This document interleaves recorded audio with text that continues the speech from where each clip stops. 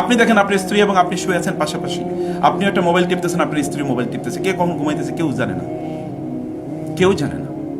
কারো প্রতি কারো কোনো ভালোবাসা নাই, কারো প্রতি কারো কোনো আগ্রহ নাই, কেউ কারোর সাথে সময় কাটায় না, কেউ কারো ব্যাপারে কনসার্ন নয়। এভাবে আমরা আমাদের নিজেদেরকে তৈরি করেছি। মানুষের জন্য করার সবচেয়ে গুরুত্বপূর্ণ ইস্যুটি কি জানেন? আপনি মানুষের জন্য যা করবেন আল্লাহ তাআলা আপনার জন্য তাই করবে।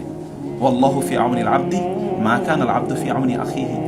আপনি অন্য কোন মানুষের জন্য যা যা করবেন আল্লাহ তাআলা হুবহু আপনার জন্য তাই করবে। আচ্ছা, এর চেয়ে বড় আর প্রতিজ্ঞা কি হতে পারে? এটা আল্লাহ তাআলা করবেন, আল্লাহ তাআলা করবেন। তাহলে আপনি অন্যের জন্য হাত বাড়িয়ে দেন, আল্লাহ আপনার জন্য হাত বাড়িয়ে দেবেন।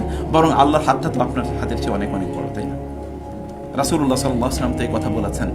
যদি আল্লাহ তাআলা বলেন, যখন আমার বান্দা আমার দিকে এক বিঘত এগিয়ে আসে তখন আমি তার দিকে কি এক হাতে এগিয়ে যাই, যখন আমার বান্দা আমার দিকে হেঁটে আসে আমি তার দিকে কি করি? দৌড়ে যাই। এটা আল্লাহ বলেছেন না? হাদিসে করছি তো, বুখারী হাদিস। আল্লাহ তাআলা এগিয়ে দৌড়ে যান। আল্লাহর দৌড় আর আপনার দৌড়ের মধ্যে পার্থক্য কি? আল্লাহর দৌড় আর আপনার দৌড়ের মধ্যে পার্থক্য